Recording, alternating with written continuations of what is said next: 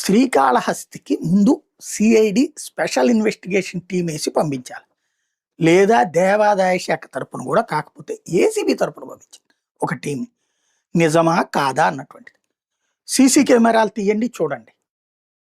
మామూలుగా మనం అక్కడ రావుకేతు పూజ చేయడానికి వెళ్తే కుటుంబం వెళ్తే ఆ కుటుంబానికి ఒక టికెట్ వేస్తారు.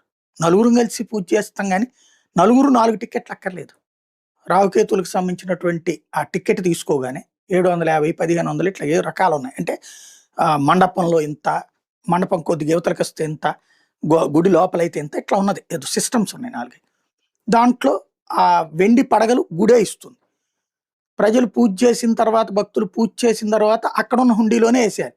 ఇలా హుండీలో వేసినటువంటి వెండినంతటినీ కూడా ఆ పడగలన్నిటినీ కరిగిచ్చి దాన్ని ఇంట్లో పెట్టి దాన్ని కాస్త మళ్ళీ అవి తయారు చేయడం అన్నటువంటిది దశాబ్దాలుగా జరుగుతోంది.